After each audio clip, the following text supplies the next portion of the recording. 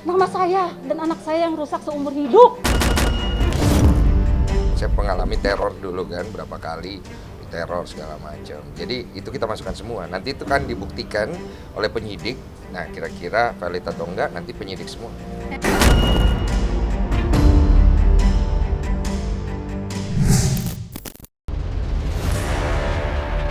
Kemarin, Kamis 8 September, Denny Sumargo mendatangi Polda Metro Jaya untuk melakukan BAP terkait laporan yang dibuatnya. Ia, pemain film 5 cm itu, sebelumnya melaporkan Ferny Hassan dengan dugaan pencemaran nama baik.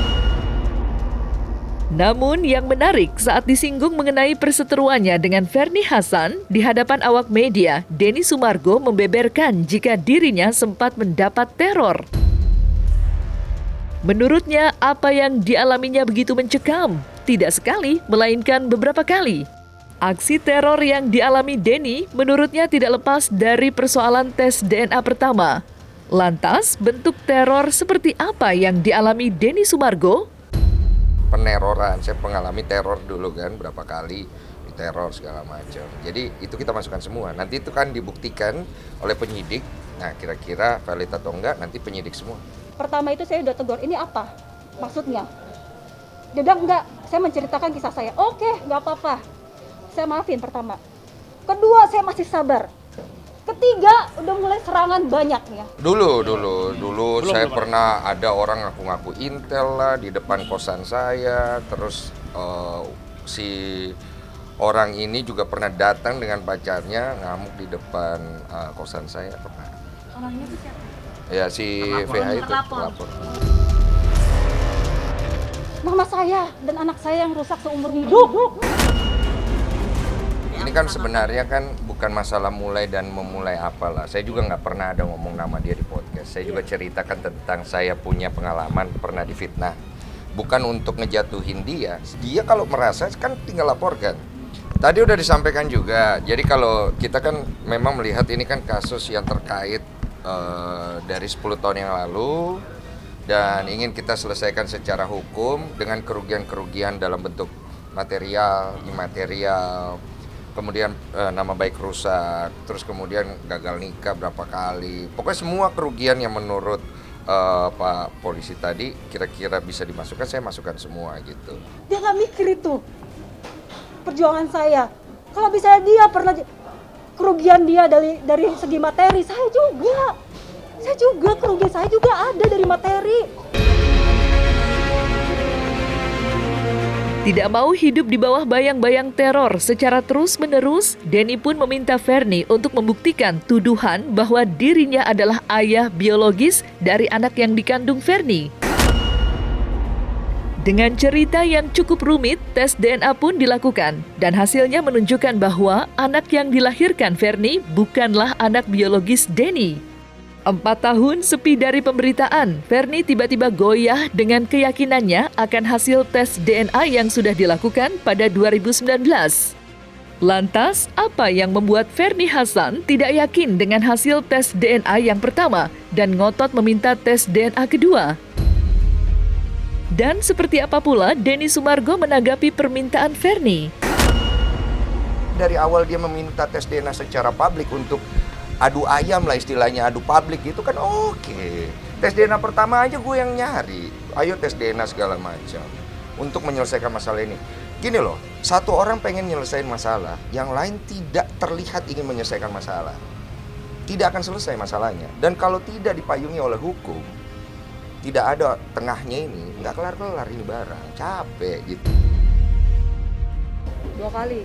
Betul ya, ada itu. Itu ada. Harus secara Waktu itu perjanjiannya kan dia memilih. Dia milih ini rumah sakit yang dia pilih. Terus saya bilang, "Oke, pertama dia pilihnya sorry kita bisa nyebutin." nggak usah. Ya, salah satu rumah sakit. Salah satu rumah sakit. Saya maunya salah satu rumah sakit. Dia bilang, "Kesini aja." Oh, ya udah nggak apa-apa. Tapi nanti kalau misalnya aku mau tes lagi, boleh dong. Aku bilang gitu. Yang kedua, boleh. Dia mengatakan begitu. Udah, saya kan ngomongin, kan waktu itu kan dia bikin klarifikasi press conference. Saya nonton, katanya ngajak untuk duduk bareng, membicarakan itu. Saya bilang ayo diselesaikan, mau tes DNA ayo.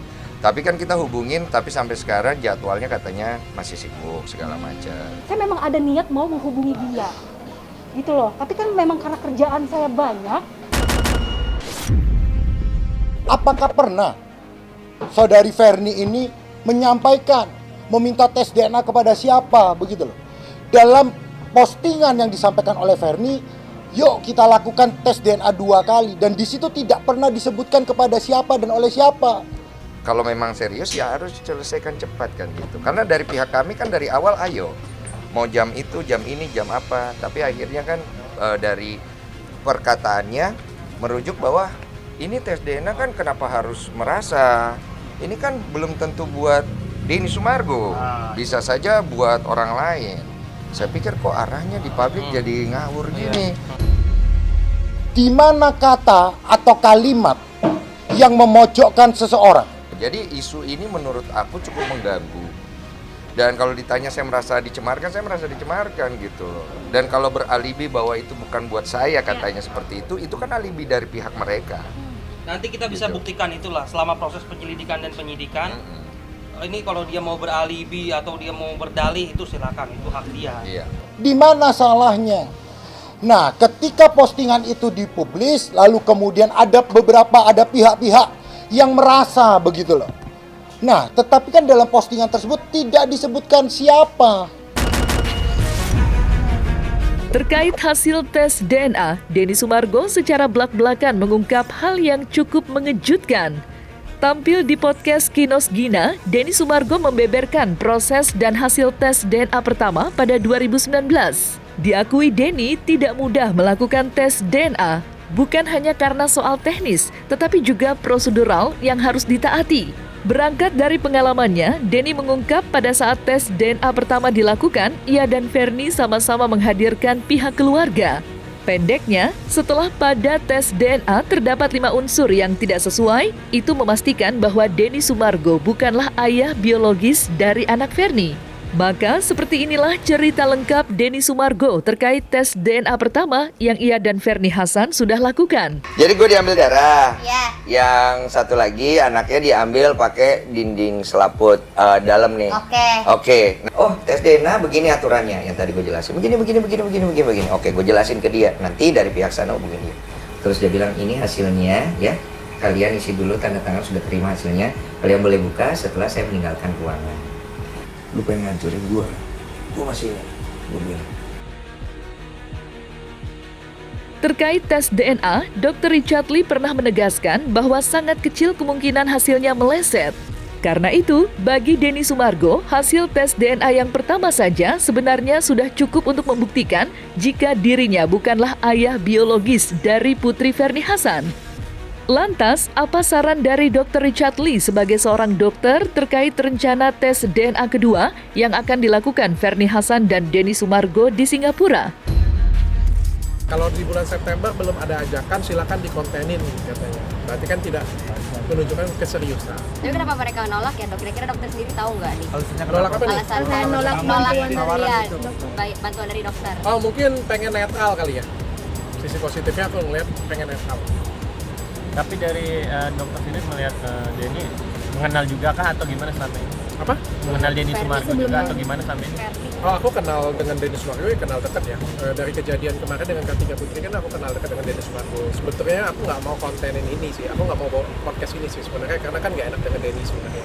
Tapi pada waktu ngobrol sebentar, pada waktu itu aku lupa ya bahas apa ya. Ci Olivia bilang nggak ada masalah, dia bilang. Oh ya sudah, kalau aku bilang kalau nggak ada masalah aku bawain, aku bilang, dan aku bawa juga coba independen, aku bilang. Aku nggak pandang teman, aku juga nggak ada permusuhan, aku bilang aku coba sebagai host membawakan dengan gaya aku seperti biasa, itu aja sih sebenarnya. Sama Verninya sendiri dokter kenal nggak sih? Tapi yang jelas kalau aku jadi Denny Sumargo, aku tidak akan mau tes DNA yang kedua. Kalau Kenapa? aku ya. Kenapa? Karena menurutku tes DNA yang pertama itu sudah valid dan jelas. Nggak mungkin itu palsu, nggak mungkin itu dimanipulasi. Kalau aku jadi Denny Sumargo, aku tidak akan mau tes DNA yang kedua. Untuk apa? Ngapain? Nah, kan Kayak misalnya aku ngomong ya, aku berseteru dengan Kartika Putri, mau nggak di sidang yang kedua? Ngapain? Gue udah bebas, udah dinyatakan nggak bersalah, status tersangka sudah dicabut, ngapain diminta di sidang lagi sekali lagi kayak gitu. Dari statement beliau kan beliau tidak menjelekkan ya, cuma mereka mau untuk tes yang kedua aja. Ya kalau dari saya cuma bisa sampaikan bahwa tes DNA itu sulit banget tuh didapat ya. Persentase kesalahannya itu kecil banget, 0,01% mungkin ya. Itu pun mungkin kelilipan, ketiduran mungkin ya, atau mungkin kebanyakan nonton sinetron, aku juga nggak ngerti ya. Tapi yang jelas itu pertanggungjawaban itu besar banget untuk tes DNA. Nggak semua lab, nggak semua rumah sakit bisa melakukan tes DNA. Tes DNA yang pertama itu sangat membuktikan, tes DNA yang pertama itu sudah pasti valid dan sah, aku bisa ngomong seperti itu, kecuali nanti ada tes DNA yang kedua yang menyatakan hal yang sebaliknya. Dan menurutku harusnya tidak mungkin. Kalau ada tes DNA yang kedua hasilnya sebaliknya, waduh gempar lah dunia ini. Rasanya itu aneh banget, nggak mungkin. Kalau menurutku hampir tidak mungkin. Ya, memang sebenarnya tidak perlu ya Pak ya ada tes DNA gitu. Karena tes DNA itu sudah valid, dia itu ada legalitasnya. Kalau ingin ada tes DNA secara hukum, itu tes DNA itu harus dibuktikan dulu dibawa ke hukum. Makanya kita bawa nih. Kemudian hakim juga akan melihat kevalidan daripada tes DNA ini, dia akan memanggil pihak-pihak yang melakukan. Dan kalau memang tes DNA ini memang sudah sesuai dengan prosedur, kalau apabila ingin dilakukan tes DNA kedua, itu harus bisa buktikan dulu ini benar atau enggak, udah di situ aja. Itu hanya perbandingan aja sih. Apa salahnya sih begitu loh? Kalau memang dilakukan tes DNA kedua. Itu aja. Aku cuma tegas aja, mau tes DNA ayo gitu, mau ketemu duduk bareng ayo, podcast ayo. Mau apa sih? Nggak ngerti gua. Yang perlu dikasihani adalah anaknya. Anak usia 11 tahun nih. Sampai hari ini Verni masih berjuang untuk membuktikan siapa sih ayahnya.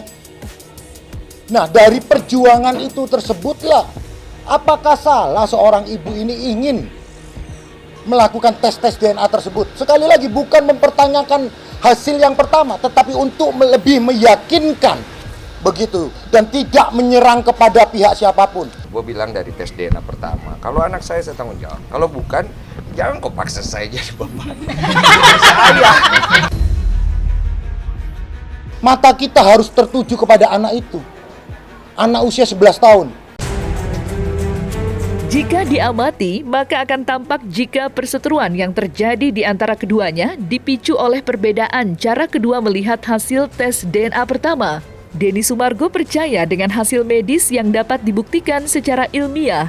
Sedangkan Verni Hasan percaya dengan nalurinya sebagai seorang ibu yang meyakini jika Denny Sumargo ialah ayah kandung dari putrinya. Jadi barangkali benar apa yang diungkap oleh Ikeida, sahabat Verni Hasan. Biarkan saja semua berjalan dengan pegangan masing-masing. Toh Tuhan Sang Pencipta tidak tidur. Sana sini sibuk ngomong sana, ngomong sini, ngomong sana, ngomong sini, sibuk terus cari kesalahan orang untuk nutupi kebobrokan diri sendiri biar dilihat wow gitu sama orang lain. Tuhan gak tidur sayang. Apakah hasil yang pertama valid atau tidak? Dasarnya memposting itu hanya berdasarkan keyakinan seorang ibu, tanpa memojokkan siapapun, tanpa mempertanyakan hasil valid atau tidak valid. Yang dibutuhkan adalah keyakinan seorang ibu untuk memperjuangkan hak anaknya. Sekarang kan hasil tes DNA yang pertama bukan saya gitu loh.